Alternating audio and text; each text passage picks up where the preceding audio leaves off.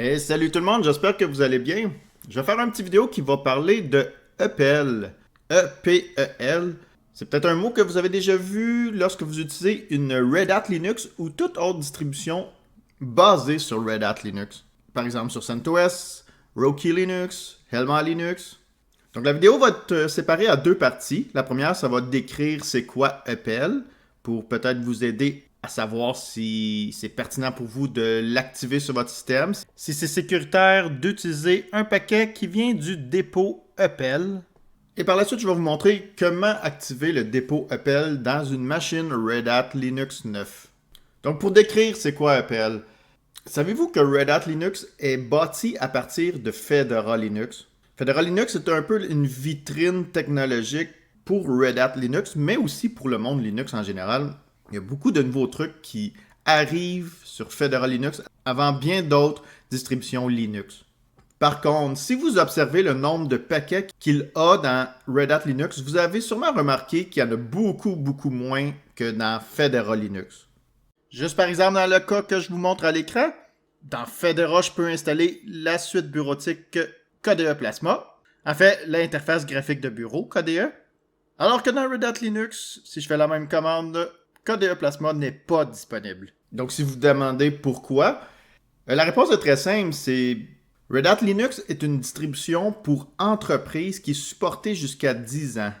Donc c'est normal que pour supporter un système d'exploitation aussi longtemps, on ne peut pas tout inclure les paquets qui existent dans Linux. On ne peut pas inclure également plein d'environnements graphiques, par exemple KDE, XFCE, Cinnamon, etc.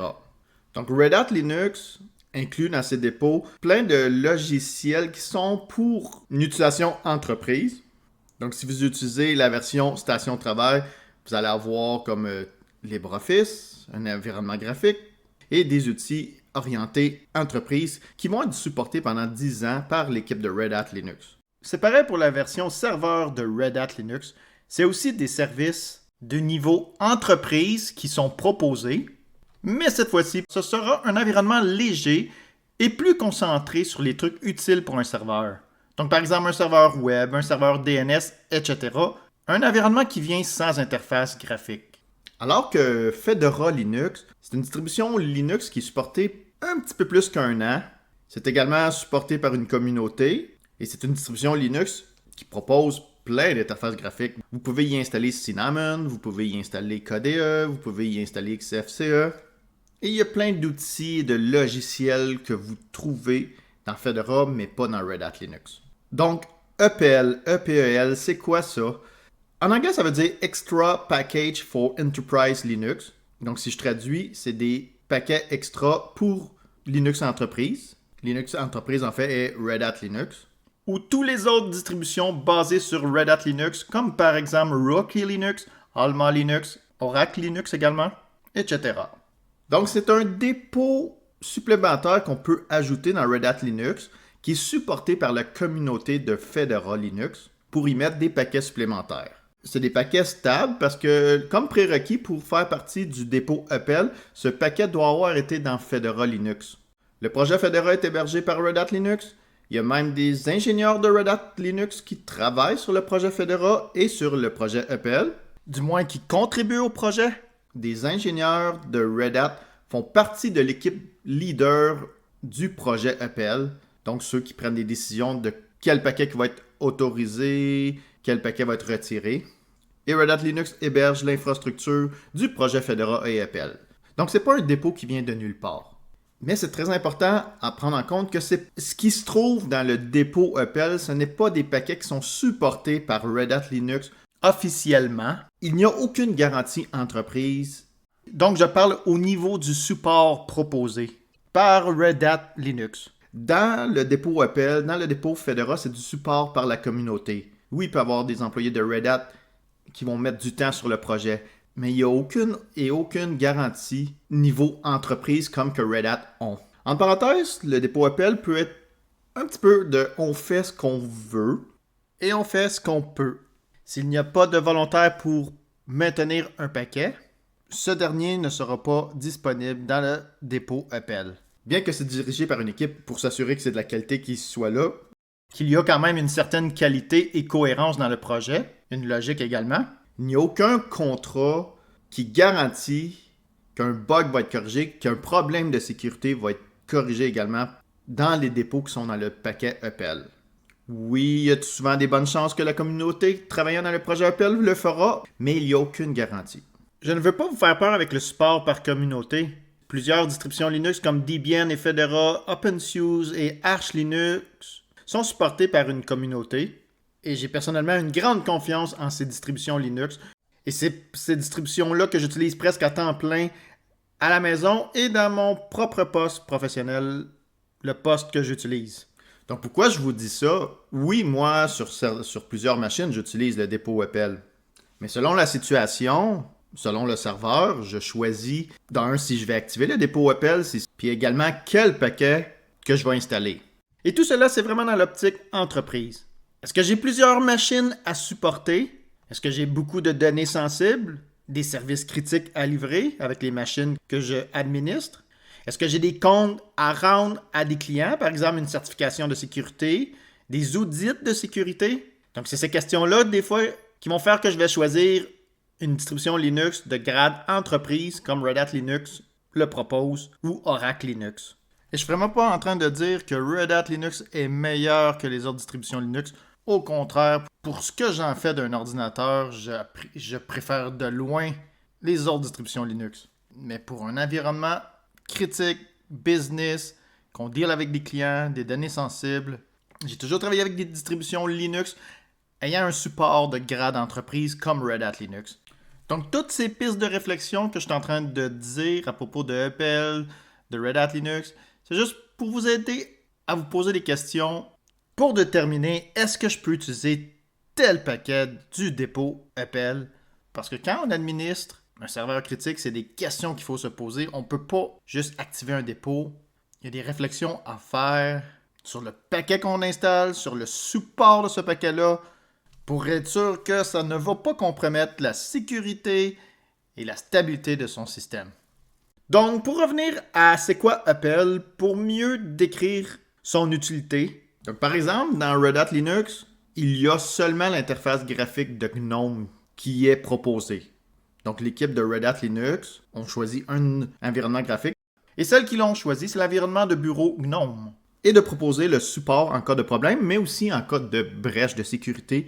Donc, l'équipe de sécurité de Red Hat Linux vont sortir une mise à jour de sécurité si un problème de sécurité est découvert dans l'environnement GNOME ou tout autre paquet qui vient avec Red Hat Linux dans les dépôts officiels de Red Hat Linux. Donc, si vous n'aimez pas GNOME et que vous voulez utiliser KDE, est-ce que c'est possible? Dans les dépôts officiels de Red Hat Linux, non. Mais si vous activez le dépôt EPEL, oui. Par contre, est-ce que c'est recommandé? Dans mon cas, je dirais c'est selon les situations. Dans mes postes à la maison, dans les stations de travail personnelles, c'est quelque chose qui peut être OK, selon moi, et ça peut être pertinent si vous êtes un grand amateur de KDE. Et je l'ai sur un de mes laptops, j'ai Red Hat Linux d'installer, et j'ai activé le dépôt EPEL pour pouvoir utiliser l'interface graphique KDE. Mais en même temps, l'autre question qu'on peut se poser, c'est que si on utilise beaucoup de trucs venant de EPEL, l'interface graphique, plein de logiciels, où est la pertinence d'utiliser Red Hat Linux? Pourquoi ne pas utiliser une Debian avec l'environnement KDE ou une Kubuntu ou même une OpenSUSE qui a aussi une interface graphique KDE? Revenons au contexte entreprise. Et admettons que vous devez gérer une centaine de stations de travail en Red Hat Linux. Je trouve que ça serait une très mauvaise idée d'utiliser une interface graphique venant du dépôt EPEL. Donc, d'utiliser KDE sur 100 machines que vous devez supporter. Donc, si une nouvelle version de l'interface graphique est proposée, s'il y a un problème, ça peut être une mauvaise idée que tout ça soit supporté par une communauté sans garantie d'entreprise comme Red Hat Linux le font. Surtout pour des paquets aussi importants que l'interface graphique, qui est une pièce quand même assez maîtresse et sensible dans tous les logiciels qui sont installés sur votre machine Linux. Quand je dis sensible, c'est que s'il y a un problème, ça peut perturber tout, comme par exemple la productivité. Et par exemple, dans mon cas, lorsque j'ai fait une mise à jour la semaine dernière dans une de mes machines Rocky Linux avec KDE d'installer à partir du dépôt EPEL, j'ai eu des problèmes de dépendance qui empêchaient de faire la mise à jour. C'est des trucs que je peux dealer sur ma machine personnelle, sur ma propre machine. C'est des trucs que je peux analyser sur mon poste. Mais c'est des trucs que je n'aimerais pas qui arrivent si je supporte 40 postes très critiques pour la productivité quotidienne d'une entreprise. Alors que si vous utilisez un petit logiciel, par exemple comme HTOP, que vous pouvez installer à partir des dépôts Apple, il y a quand même beaucoup moins de risques. Un petit outil HTOP a beaucoup moins de conséquences que si vous installez une pièce comme une interface graphique. Donc, qu'est-ce qu'on trouve dans Apple? Comme j'ai dit tantôt, ce sont tous des paquets qui ont déjà été dans Fedora. C'est le prérequis.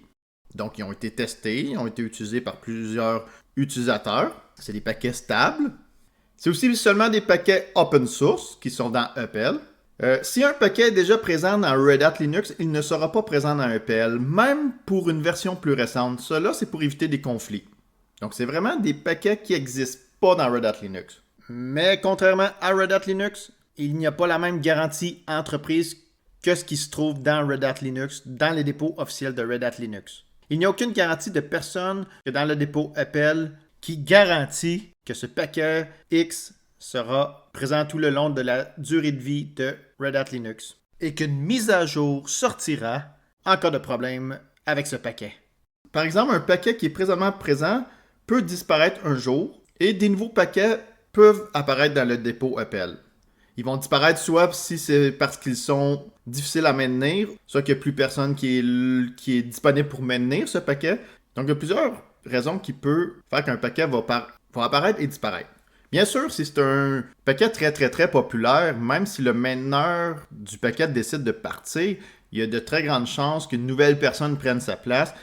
Puis ça, c'est vrai pour un outil comme HTOP, même un outil comme Nagios, la surveillance Nagios, qui est disponible dans les dépôts Apple, mais certains paquets moins populaires peuvent disparaître. Ou si un jour un problème très majeur est détecté dans les paquets de Nagios, par exemple, puis que ça devient un problème des avoirs dans les dépôts Apple, un grand problème de sécurité par exemple, c'est sûr que ça pourrait être des trucs qui disparaissent. Alors que dans les dépôts de Red Hat Linux, il n'y a rien qui disparaît. Si jamais il y a un problème avec un paquet qui est présent, ben, l'équipe de Red Hat vont le corriger, vont corriger le problème de sécurité si c'est un problème de sécurité. Il y a une garantie sur ce paquet par l'équipe et les ingénieurs de Red Hat Linux. Donc, c'est pour ça qu'ils ont choisi stratégiquement seulement des paquets qui sont très pertinents pour un niveau entreprise. En même temps, ils ne peuvent pas inclure tous les paquets disponibles dans le monde de Linux et offrir un support pointu sur 10 ans qui vient avec des garanties d'entreprise. Donc, l'équipe de Apple recommande de vous abonner à une mailing list si jamais vous utilisez Apple. Il existe une mailing list qui, quelques fois par mois, va envoyer un petit courriel pour dire qu'est-ce qui apparaît et disparaît du dépôt Apple. Surtout si vous avez des paquets Apple d'installer dans plusieurs de vos machines dans votre infrastructure informatique. Pour un poste à la maison, pour un poste personnel, des fois il y a moins de risques, il y a moins de conséquences si jamais quelque chose disparaît au pays, vous allez vous en rendre compte, mais il y a moins de conséquences que si plusieurs machines l'utilisent. Une autre chose que j'ai notée, c'est que lorsqu'une nouvelle version majeure de Red Hat Linux sort, ça peut prendre quelques temps avant qu'un certain logiciel arrive dans les dépôts Apple. Par exemple, un paquet disponible dans les dépôts Apple de Red Hat Linux 8 pourrait ne pas être disponible tout de suite dans les dépôts de Red Hat Linux 9.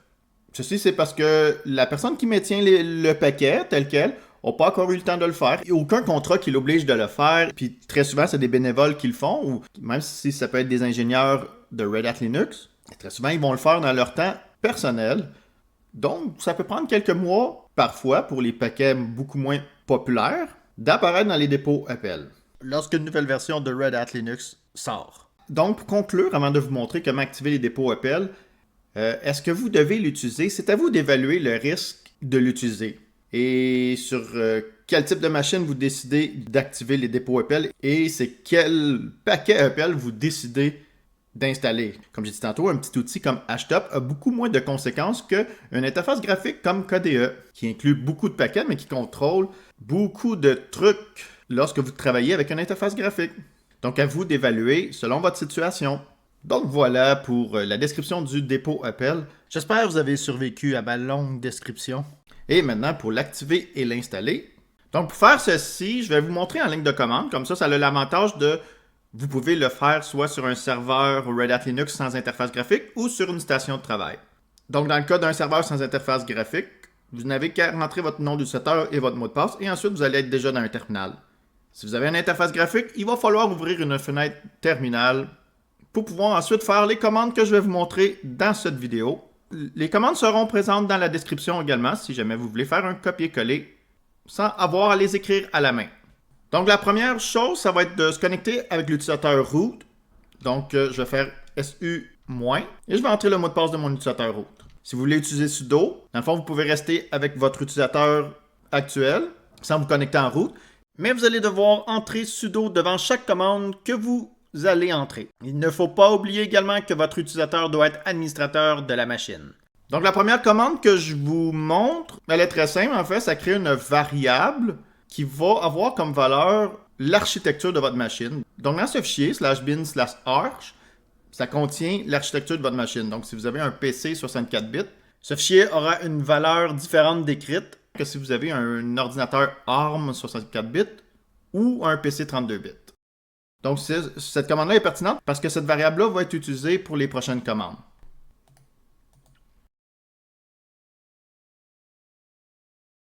Donc, la commande suivante qu'il faut écrire, c'est subscription-manager. Donc, pour gérer les subscriptions, pour gérer les abonnements. Donc, repo-enable, c'est pour activer un dépôt. Et celui qu'on va activer, c'est le code ready-builder-for-Red Hat Linux-9. Bien sûr, ceci est pour les distros basés sur Red Hat Linux 9. Si vous utilisez la version 8, devinez quel chiffre qu'il faut écrire plutôt que le 9. Et ensuite, donc ici, c'est la valeur de la variable qu'on a créée tantôt qui va être retournée, -rpms. Donc, je vais faire Enter pour l'exécuter.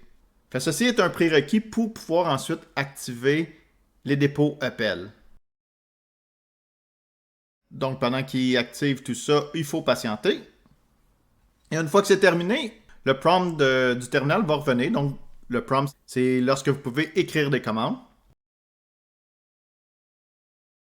Et la commande suivante qu'il faut faire, c'est d'installer le paquet qui va activer le dépôt EPEL. Donc ça se fait par DNF espace install. Et ensuite, ce lien Internet-là, donc l'outil va télécharger ce paquet RPM et va l'installer. Donc, ces instructions-là, c'est pour Red Hat Linux 9. Si jamais vous utilisez Red Hat Linux 8 ou une autre distribution Linux dérivée de Red Hat Linux, par exemple Rookie Linux, Alma Linux, Oracle Linux, ça se peut que les instructions soient un petit peu différentes. N'hésitez pas à écrire dans les commentaires si jamais vous les voulez. Je pourrai facilement vous les trouver et vous les indiquer dans le commentaire. Donc, je vais faire Enter pour exécuter.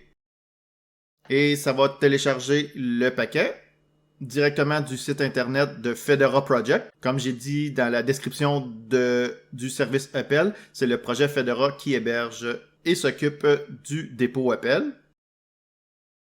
Donc, il me fait un petit résumé de qu'est-ce qui va être installé. Est-ce que je veux continuer? Je vais faire O pour oui. Donc, si votre système est en anglais, ça va être Y qu'il va falloir écrire pour Yes. Et voilà, c'est déjà terminé. Et qu'est-ce que ceci permet? Ben, c'est... Maintenant, on peut installer des paquets qui sont dans le dépôt EPEL. Par exemple, si je fais DNF espace search KDEN Live pour voir si l'éditeur vidéo KDEN Live est présent dans mes dépôts présentement activés. Et voilà le résultat. KDEN Live est disponible. Alors que si vous faites la même commande dans Red Hat Linux sans voir les dépôts EPEL, vous ne pouvez pas installer KDEN Live. En fait, le paquet ne sera pas disponible du tout. Si jamais vous voulez installer un paquet et avant cela, vous voulez voir dans quel dépôt qui fait partie, vous pouvez faire la commande DNF espace info espace le nom du paquet. Donc dans mon cas, ici c'est KDEN Live. Et vous allez avoir des informations du paquet, dont ici, dans quel dépôt qui se situe. Donc on voit ici EPEL.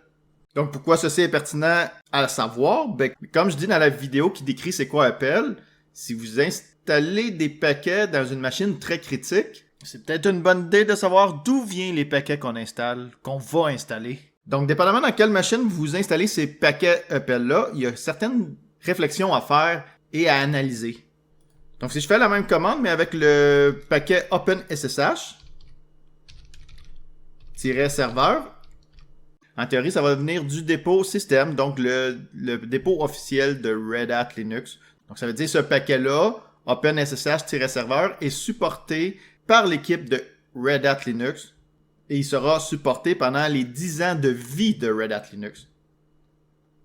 Alors que KDN Live est supporté par une communauté, la communauté de Fedora, et il n'y a aucune garantie qu'un problème de sécurité doit être réglé, que le dépôt va être là pendant les 10 ans de la durée de vie de Red Hat Linux. En même temps, je sais que la communauté de Fedora et de EPEL sont une communauté active. Le sujet de sécurité et stabilité sont pris au sérieux par cette communauté et il y a des gens très talentueux et sérieux qui contribuent à ce projet.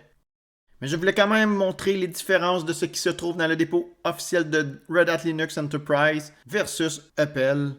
Donc, c'est des trucs à analyser lorsque vous installez un paquet venant d'un autre repository que Red Hat Linux. Donc, j'espère que cette vidéo a été utile, que vous l'avez appréciée. N'hésitez pas à écrire dans les commentaires si vous avez d'autres suggestions de vidéos que vous voulez voir sur ma chaîne YouTube à propos de Red Hat Linux et de toutes les distributions qui sont dérivées sur Red Hat Linux. N'hésitez pas également à poser vos questions si vous en avez à propos de EPEL. J'essaierai de vous répondre ou de vous trouver l'information si jamais je ne le sais pas. Et moi, il reste une chose à faire. Vous souhaitez une bonne fin de journée. Bye bye!